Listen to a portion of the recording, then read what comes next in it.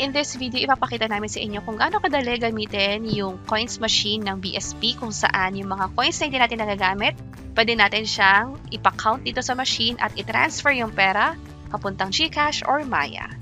By the way, kung first time mo sa channel natin, gusto mo pa ng mga online tutorial videos katulad nito, please click the subscribe button.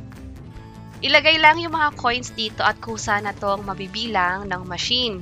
Makikita nyo dito sa screen na binibilang na isa-isa yung mga coins na pwedeng umabot ng ganitong amount.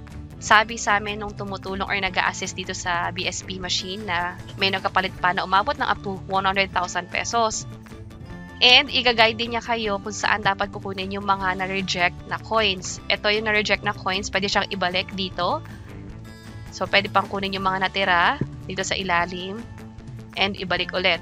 Pag binalik nyo yung mga coins na yon, bibilangin ulit yun ng machine katulad nito. At ito sa screen, makikita nyo yung continuous na pagbilang. And kapag ganito, may mapapansin kayo na may mga rejected coins pa din. Possible ito na yung mga luma. Hindi ko na siya nilagay ulit.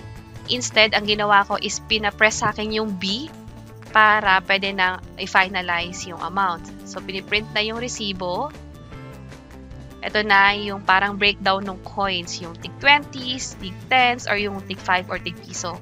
Tinransfer ko siya sa GCash and then mobile number, tinype ko lang dito yung cellphone number ko sa GCash. I-make sure lang na tama yung phone number. Yun yung niremind sa akin nung nag-a-assist kasi pag mali nga naman, sa maling account number din or GCash mapupunta. And then kinonfirm lang, dinouble check kung tama yung phone number, okay naman, sinap ulit yung confirm. And may makukuha kayong resibo dito sa bandang gilid.